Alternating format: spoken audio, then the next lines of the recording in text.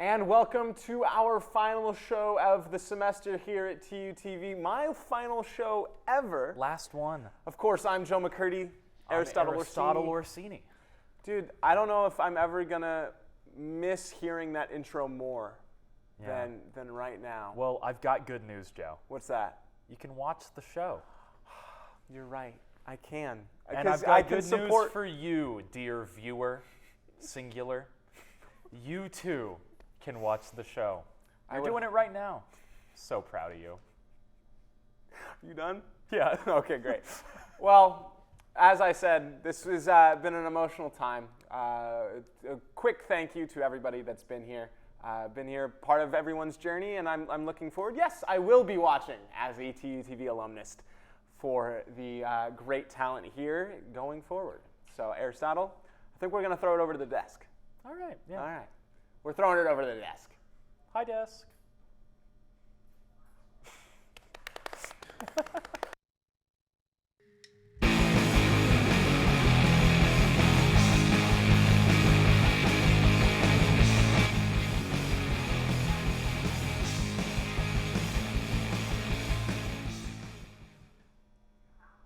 Hello and welcome to The Desk. I'm Bruce Bigler. And I'm Anderson Bell. Here to bring you the most exciting news stories from here in Tulsa and beyond. Absolutely. Let's get right into it. Recently, Health and Human Services Secretary Robert F. Kennedy Jr. called autism a disease which destroys families. Kennedy stated that autistic children will, quote, never pay taxes, hold a job, play baseball, or go out on a date, end quote. Now, the National Institutes of Health will collect private health data to attempt to find a cure and cause for autism. Kennedy's comments and the NIH's plan have drawn criticism from doctors, autistic people, and their families, and privacy advocates. Most health professionals believe that autism is caused by many factors, meaning no one treatment works for everyone. Autism advocate Holly Robinson Peete noted that, quote, autism is not a disease, but a developmental disorder, end quote. The CDC estimates that fewer than 40% of autistic children have an intellectual disability. Additionally, the NIH's plans to collect private data has drawn scrutiny. Senior counsel at the Electronic Privacy Information Center, Sarah Gohegan, said she is very concerned about this type of database that collects information from commercial sources. A virtual charter school in Oklahoma is set to become the focal point in the debate over the separation of church and state. After the Oklahoma Supreme Court ruled the St. Isidore of Seville Catholic virtual schools unconstitutional, its supporters appealed to the Supreme Court, which is set to hear the case this week. If the court rules in favor of St. Isidore, the separation between church and state in the United States would be narrowed. As State Attorney General Gettner Drummond said last year, chartering religious schools such as St. Isidore would, quote, upend the charter school system to the detriment of children and families whose hopes are tied to such schools, end quote. The court's ruling will center on whether charter schools are public schools or not.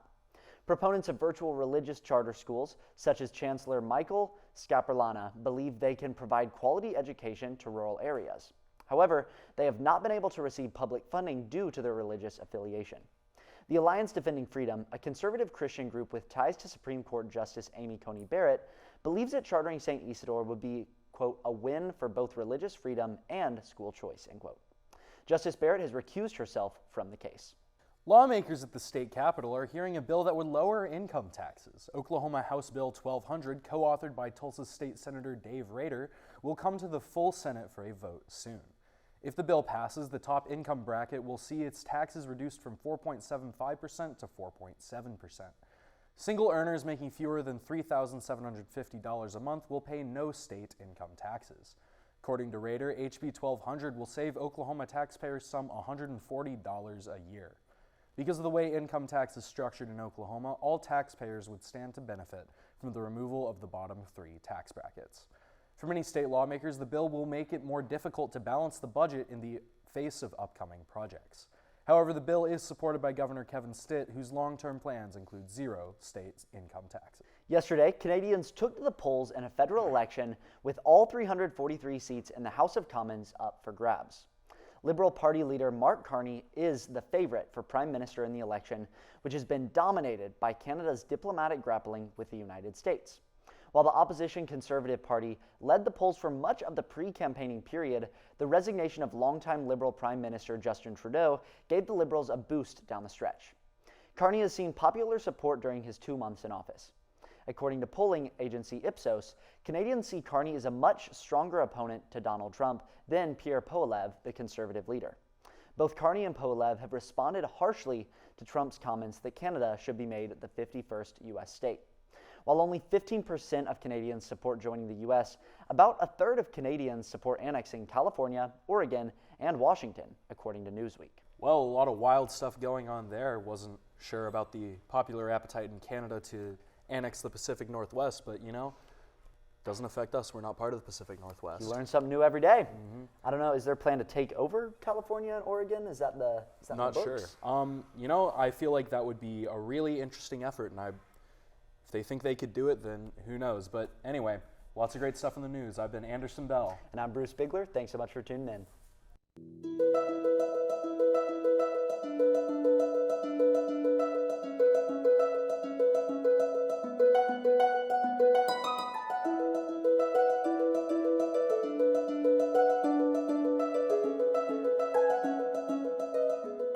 And welcome back to our interview segment, and with it being our last show of the semester, it means nothing more than to have our last senior interview of the semester. I am joined by, of course, the queen from behind the scenes, Navaeh. Good-o.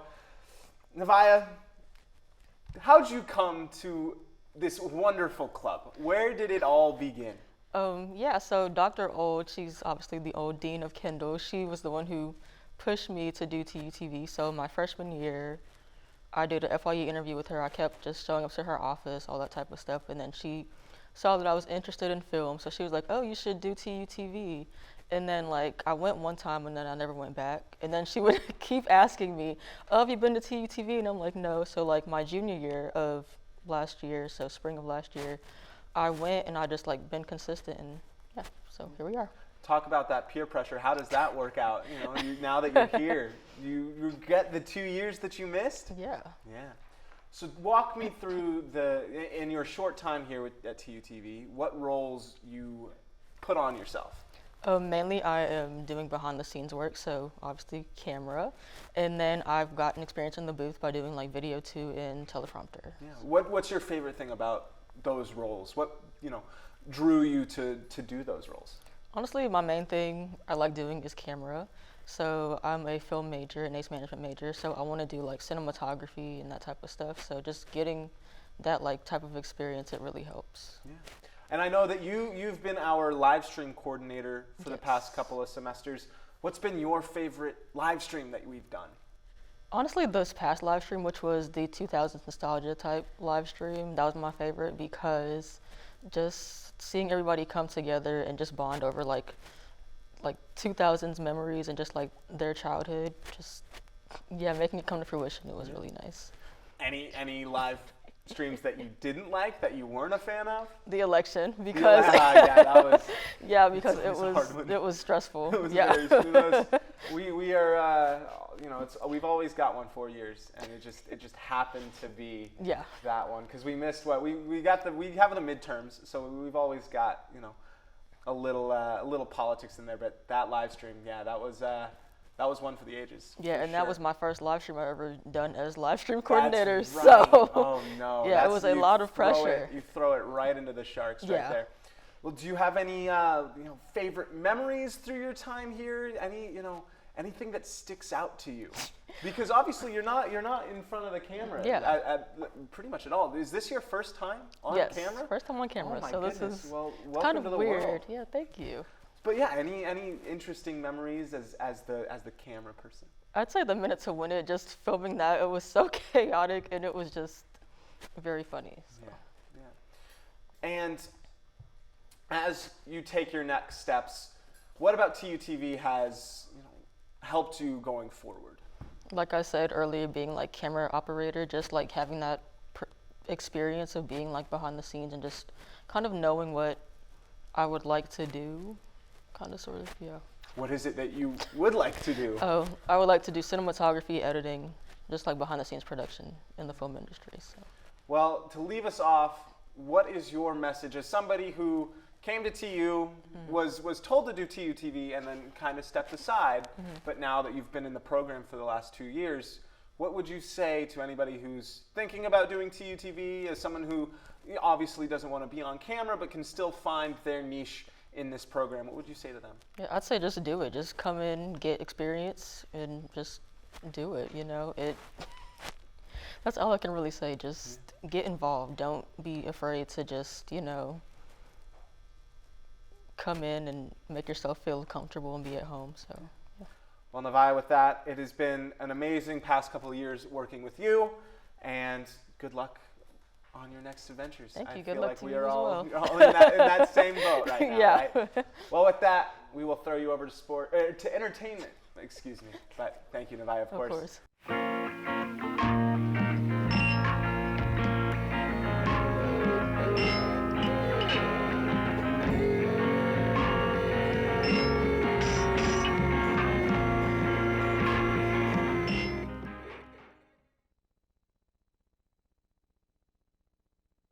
And I am still Anderson Bell. That's not right, you're Bruce Bigler. But regardless, we've got some great stories that we're super excited to share with you right now. Celebrities are no longer entertaining. Celebrity news has been mediocre at best and tragic at worst. All celebrity news consisted of this past week was Tom Holland and Zendaya going out in public for the first time since getting engaged. JoJo Siwa finding out she's not actually a lesbian after being on Celebrity Big Brother UK, or, in much darker news, Justin Bieber's grandfather passing away. What are the Kardashians up to, though? Khloe Kardashian announced a new spin-off to Keeping Up with the Kardashians, set in Calabasas, and to be released on Hulu, while Kim Kardashian is set to testify at a trial in Paris regarding a theft and attempt on her life that occurred in 2016. On April 23rd, the University of Tulsa Student Government Association hosted TU Thrift in Great Hall A of the Student Union. The event turned the Great Hall into a thrift store where students were encouraged to donate their unneeded or unwanted clothes. Students were then able to browse the aisles of available clothes and take their picks. Following the event, the clothes are set to be donated to local organizations in need. But that's not the only thing that SGA has been busy with these past few days, with 3 events in the last 2 weeks, including the Carnival for a Cause and Commuter Charge Up. In partnership with U Tulsa Dining at Carnival for a Cause, SGA raised donations for the True Blue Food Pantry by turning Pat Case Dining Center into a carnival and requiring students who wish to enter to donate 5 cans of non-perishable items to be admitted or pay the regular fee at the door. At the Commuter Charge Up on April 21st, SGA senators representing the commuters gave out energy drinks to their constituents from 9 to 11 a.m. near the Lorton Performance Center. Finally, SGA will host its annual SGA banquet tonight, congratulating the senators and other SGA members for their efforts throughout the year. As the semester closes out, TU and its student organizations are pushing out their final few events. Rho Delta's Black Hair Care Drive, a community service project with the intention of getting hair care materials to those with textured hair, ends on the 30th of April. The College of Arts and Sciences will host one of its final snacks and sips of the year on Wednesday, so head down to Tyrrell Hall from 10 a.m. to 3 p.m. to enjoy snacks supplied by the college. Lastly, tomorrow, April 30th, Dr. Donald Prudlow, a professor of Catholic Studies in the Philosophy and Religion Department here at TU, will host a discussion entitled What Happens After a Pope Dies, to explore ancient traditions involving papal transition in Chapman Hall from 6:30 to 7:30. A lot of entertaining stuff going on. SGA banquet tonight. Will you be in attendance? I will be in attendance. I'm looking forward to it. It's been a busy week for SGA between Carnival with a Cause. TU Thrift was a raging success. Absolutely. So, great week here at TU as we wrap everything up. For sure. And with that, again, I've been Anderson Bell. And I've been Anderson Bell. No, you haven't. Thanks.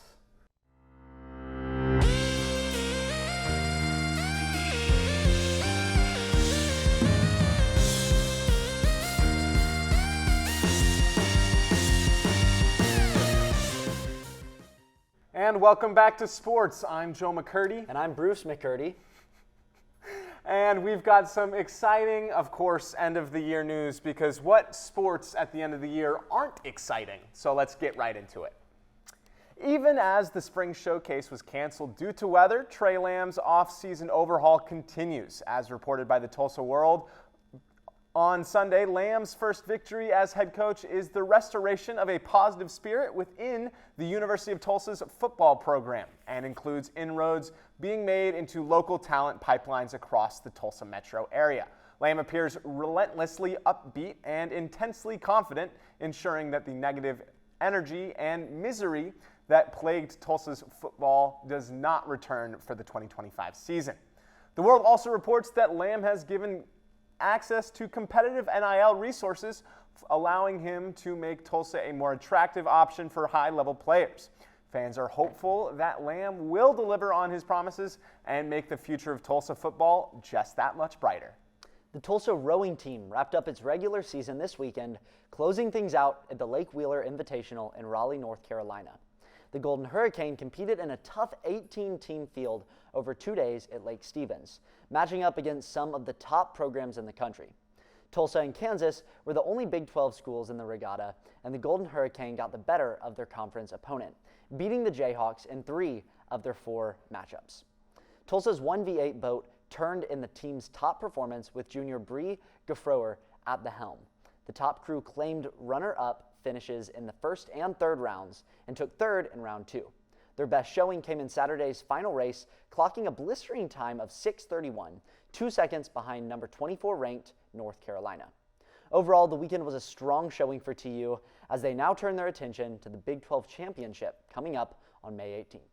The Tulsa Oilers returned to the BOK Center for Game 3 and 4 of their playoff series against the Kansas City Mavericks, hoping to bounce back after losing on the road. In Game 3, Tulsa struggled to find their footing, falling 5-1 as the Mavericks' offense came alive in the second period. Game 4 saw a tighter contest, but Kansas City was able to shut down Tulsa's offense and secured goals in the first and third periods, claiming a 2-0 win and pushing the Oilers to their brink of elimination. With the Oilers on the road and their playoff hopes on the line, Tulsa struck back in Game 5. The Oilers claimed a 4-1 win thanks to a consistent offensive showing and goalie, a name that I cannot pronounce, lockdown performance stopping 41 of Kansas City's 42 shots on goal. With this victory, the Oilers keep their hopes alive and force the Mavericks to a face-off once again in Game 6 at the Mavericks' home Cable Damer Arena. With the NFL draft coming to a close this weekend, the University of Tulsa football team had no players selected in all 7 rounds of the draft. With 822 receiving yards and 6 touchdowns on the season, wide receiver Camden Benjamin was a notable draftee from the 2024 Tulsa team and is now seeking post-draft options for future in professional football. Benjamin just completed his 3rd year of play at TU and will not be eligible to return and play for the Golden Hurricane another year. The weekend saw Oklahoma and Oklahoma State struggle in the draft as well, as the typical talent factories did not meet expectations. OSU's first draft pick happened with linebacker Nick Martin to the 49ers in the 3rd round, and OU's came with linebacker Danny Stutzman to the Saints in the 4th. Now, Bruce, I don't know how much you know about football. How much do you know about NFL football? You know, not an incredible amount. I've been following Sanders drafting because that's been really interesting. What is that? I can't say his first name very well. It's like Shadur. Oh, Shadur Sanders. There we go. And that's all you needed to know. There it is. For us to have this conversation. Let's Shadur go. Sanders falls to what, the 6th round, the 5th round, the 5th round. Yeah. There you see, he knows more than I do. What do you think about that? What are you like as you followed it? Do you think he should have been picked in the 1st? Do you think he should have fallen all the way to the 5th? What do you think? You know, I was trying really hard to get my head around. I really don't have that much history of football and NFL teams, but I was researching. I was like, what could have he done wrong to go from a top 5 draft to fall to like 183rd or whatever he was? And I never came up with a conclusive answer. That he maybe has a little bit of like privilege, like he acts privileged in the way that his dad is a coach. No, so that's what I've been hearing, right? It's this attitude, this, cocky, upbeat, kind of like I own everyone kind of deal. Honestly, I don't think he is that big of a standout QB, and I think that's what a lot of the combination of those two things, where he's not like blow away, talent in the NFL, and having to deal with that family line is a lot. So I'm interested to see, because that quarterback competition with the Cleveland Browns, who he got drafted to, is going to be quite quite stiff because there are five quarterbacks. current quarterbacks. That's Dylan Gabriel, that's Shador Sanders, that's Deshaun Watson, Joe Flacco. I think I'm losing it on the fifth, but it is going to be an interesting storyline going forward. It will be, for sure. but we can't miss the most interesting part of this story. That is the son of the owner of the Atlanta Falcons prank called Shador and told him that he had been drafted. I'm so for it. I think it's so funny. That's a hilarious bit, but he had to and put they're out making a full big deal out of apology. it. Yeah, it's ridiculous. Yeah, I don't know, a little bit immature for a. There's no fun in the world. These liberal snowflakes, man. Come on. All right, but with that, that is how I end my final sports segment by calling you guys liberal snowflakes. We will see you next time. I will not, but Bruce will. It's been a good one. Bye, y'all. And with that, we are coming to a close on this final episode of the 2025, or I guess it's, Of the 2024-2025. There we go. Aristotle, this is your last opportunity to talk to me live on camera. We know how well I do live on camera. Yeah, Do you have anything? Any final questions, any final concerns, any advice that you are asking for? This is your last opportunity. I got a question for you that I'll save right for the end. Oh, gosh. Well, that means you have to kill the time until the end. Oh, I'm so good at that. Yes, you are. So that draft, right? Uh-huh. My GOAT, Brennan Presley, Bixby alum, he's playing at OSU right now, drafted to the Rams. Yes. Yeah. But his brother, Braylon Presley. Braylon Presley, Goes here. Yeah. He's going to be a running back this season. Is he? Yeah, apparently he can't catch, so he was no longer going to be a wide receiver, and now we will see him at the running back position. He was kind of the star back at Bixby. I bet. He was number one. Brennan or Braylon? Braylon. Okay. I think Brennan might have been number one before him. Oh, okay, gotcha. But they were both their names are known. Oh, yeah, I back bet. home. Yeah. Well, what's your prediction right now as we sit here? What's your prediction for Tulsa football going into 2025?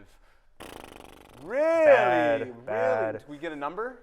What are we Less thinking? than 5 wins. Wow, fewer than 5 wins. Fewer than 5 wins. That's. Certainly no bowl game. Not in our sights. I hope so. I hope that you're wrong, though. I really hope that you're wrong, but I won't be surprised if you're right. I want to have good hope for Tre Lamb, but I don't think he can turn it around in one season. I don't disagree. But maybe that's the thing. There's been less turnaround. I just need signs of improvement. If we can see signs of improvement, if we can see these teams not going out there and losing, then I'll be fine. Yeah. Okay, but we are wrapping it up here. Aristotle, do you have anything? Yeah. Joe, I want you guys to cut right after I ask him this. Don't give him time to answer. Joe, are you very good with safe words? All right.